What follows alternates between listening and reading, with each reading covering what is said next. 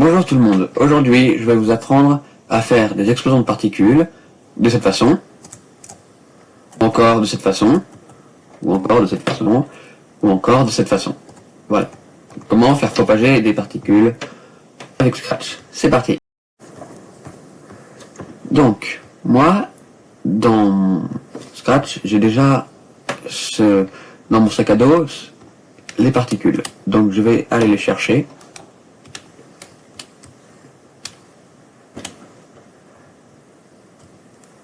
Voilà, les voilà. Donc, là-dedans, nous avons de quoi faire exploser des particules. Donc, je vais enlever ça et je vais le remplacer par ça. Ce qui fait que j'ai mon explosion de particules. Donc, je peux changer les couleurs. Alors ici, déjà, ici, ça, on va l'enlever parce que ça c'est le costume seul. Ici, je joue il y a un son, bon, je vais pas m'en servir maintenant, hein. On a un son, puis ensuite, on a des blocs qui nous permettent de faire répéter 4 fois particules. Particule va jusqu'à ce bloc-là, et ce bloc-là va ensuite créer 5 clones. Donc 4 fois 5 clones, et dès qu'il y a un clone qui est créé, il va basculer sur un costume aléatoire entre 1 et 3, donc aléatoire entre ces 3 costumes. Puis l'effet fantôme à 0 pour qu'il soit visible, ou l'effet fantôme c'est également l'opacité. Ensuite la couleur aléatoire, ça on n'est pas obligé de le mettre, mais c'est si on veut qu'ils n'aient pas tous vraiment la même couleur. Si j'aimerais qu'ils aient des couleurs différentes, je peux faire ça.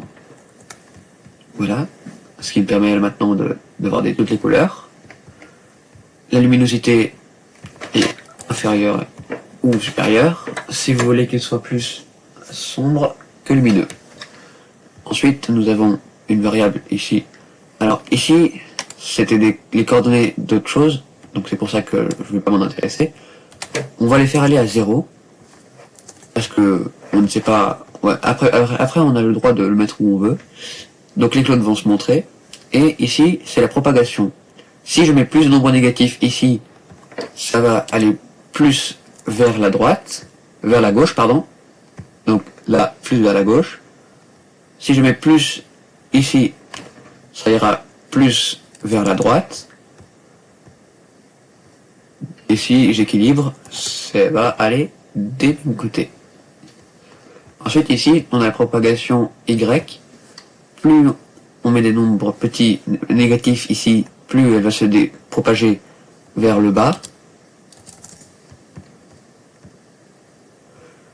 Et plus on met des nombres positifs ici, plus elle se propagera vers le haut. Donc moi je vais équilibrer, parce que je préfère quand c'est équilibré. Ensuite, répéter jusqu'à ce que touche le bord, donc jusqu'à ce qu'il touche les bordures, ou jusqu'à ce qu'il touche le niveau, mais ça je m'en étais servi pour un autre jeu de plateforme, donc on n'en sert pas tout de suite. Donc jusqu'à ce que le bord sera touché, il va se passer qu'il va ajouter -2 à Y, ce qui va faire qu'il va aller vers le bas. Ici on a les forces, donc c'est là, si j'agrandis, ça sera plus lent, pareil pour ici. Donc il ajoute les deux variables aux axes et aux axes. Et ensuite, mettre X, donc de gauche-droite, à... Je vais vous montrer, décomposer à quoi ça ressemble.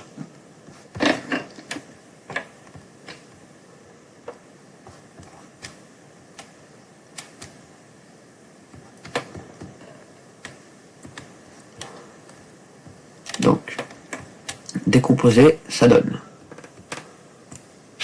une chose comme ça.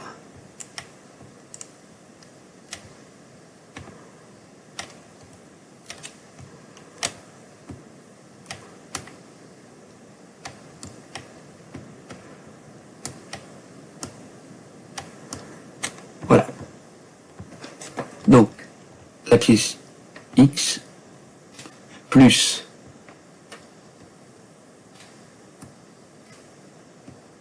nombre aléatoire entre cette variable et la même variable moins la même variable fois 2 on va mettre ici. Et là, c'est exactement la même chose pour Y, pardon. Ensuite, ça, on va pas s'en servir. C'est pour éviter que ça traverse, etc. Et une fois qu'il a touché les bords, il va fondre en opacité, c'est-à-dire qu'il va devenir de plus en plus non opaque, donc ça va être un petit fondu. Ou si on veut le faire aller plus vite, on peut faire 10 et 10 ici, etc. Et ensuite, le clone est supprimé. Voilà. Ce qui nous permet ensuite de faire des animations, par exemple, sur des projets, car personnellement, je trouve que certains projets n'ont pas vraiment de créativité dans l'animation de Game Over. Et du coup, on pourrait faire une explosion de particules de cette façon. Alors, ce qui se passe, si jamais je fais 1 ici, ça va faire ça. Moi, j'aime bien m'amuser à faire ça. Si je mets moins, ça sera plus lent. Si je fais plus, ça ira plus rapidement. Et si je fais moins, ça ira plus lentement dans la propagation. Voilà. Donc voilà.